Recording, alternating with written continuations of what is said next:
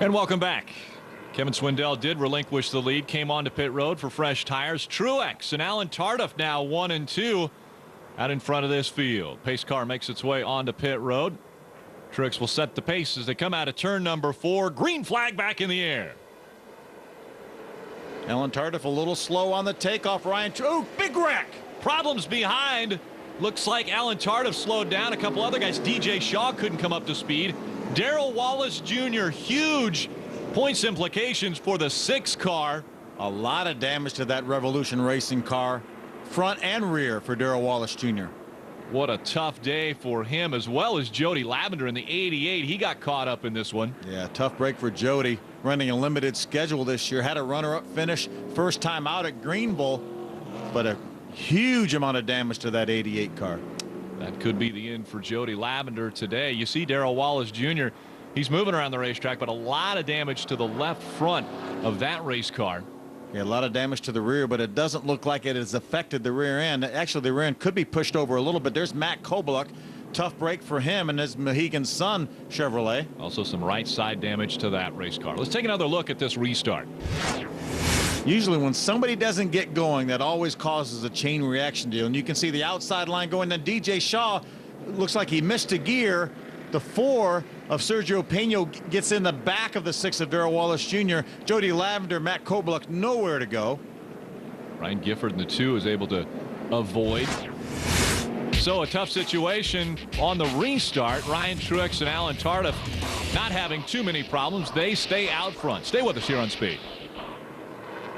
Getting ready for the restart now. Truex on the outside, Tardif on the inside. Gresham, Moffitt, and Anton making up the top 5. We'll see if everyone gets back up to speed this time as they come out of turn number 4. Green flag back in the air.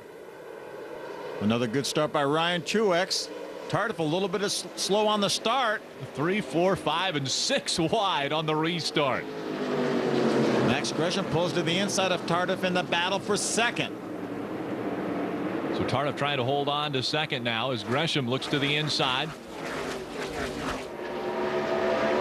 And his teammate Brett Moffitt on the outside in the 20.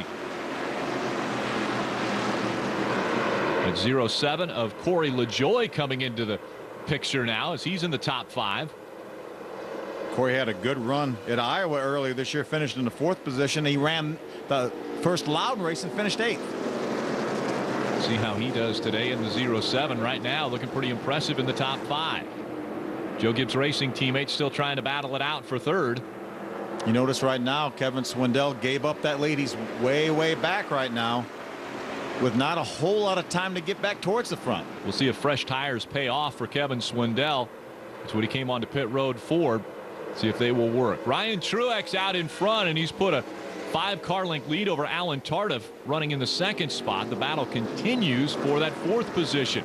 Corey LaJoie on the outside, a little slide up the racetrack by Max Gresham in the 18. LaJoie is able to clear him and take that spot. Yeah, Max Gresham does a nice job maintaining control. Jeff Anton, meanwhile, as well as Eddie McDonald, trying to get by the 18 at Gresham. Jeff Anton in the 30. Just can't keep it down on the bottom of the racetrack as he tries to get back in the gas, and now Gresham able to outrace him to the stripe. Gresham on the outside, Anton on the inside. Here comes Eddie McDonald in the 71, running that little bit higher line. 77 of Miguel Paludo is following that group right there. There's Colwitt, Andrew Ranger, and there's Kevin Swindell right in front of the 2-car of Ryan Gifford. Swindell trying to take the position away from Andrew Ranger. Ranger's been very good on the road courses this year. See, right now, Kevin Swindell just now making his way up into the top 10. But remember, he does have those fresh right side tires. We'll see if they pay off. So Swindell moves into the top 10. Again, Truex is setting a blistering pace out front. Ryan Gifford slides in behind the 9 of Swindell, just in front of that 35 of Andrew Ranger. I'm sure Truex would love to see this race go caution-free the rest of the way. Big lead. You see the lead there for the 00 of Ryan Truex. Alan Tardif holding on to second. Pretty impressive run for Tardif today. 2 previous starts this year. 25th finish at Martinsville and 7th at Loudon. Yeah, Tardif is going to attempt to make his nationwide debut next week at Dover. Big weekend at Dover with the K&N Pro Series East divisions as well as the Nationwide and Cup Series. Ryan Truex will be trying to claim his second championship at Dover. That's the final race of the season for the K&N Pro Series East. Alan Tardif again with an impressive run here, running in the second spot. A little loose coming out of turn number 4, but able to keep it straight. Cole Witt making the move to the inside, trying to take that spot away from Kevin Swindell. Swindell on the outside again with a little fresher tires. We thought Swindell would work his way up to the front a little quicker. Yeah, he has not been able just to march through these guys. That means Goodyear brought an excellent tire to this racetrack, and putting new tires doesn't make that much difference. Ryan Gifford running just behind Cole Witt. Andrew Ranger behind them. Top 5: Truex, Tardif, Moffitt, LaJoie, and Gresham. After 92 laps, it's all Ryan Truex. Stay with us. And welcome back. Ryan Truex has a dominant lead over Alan Tardif and Corey LaJoie. Those two are heating up on the racetrack, though. Here comes LaJoie looking to the inside of Alan Tardif. What a great side-by-side battle. LaJoie on the inside and the 07 to 38 of Tardif on the outside. Big half straightaway lead right now for Ryan Truex. LaJoie, his best finish 4th at Iowa earlier this year, and looking to take second away from Tardif, Ray. Randy LaJoie, Corey's father, up on the spotter stand telling him to breathe a little bit after he gets down the straightaway and find his rhythm. He's inside right now on Tardif, and he has got a nice line, just a little bit tight coming off the corner, said Corey LaJoie. Good run for the 017. I got to catch my breath, too. Those two running side by side for seconds, taking my breath away.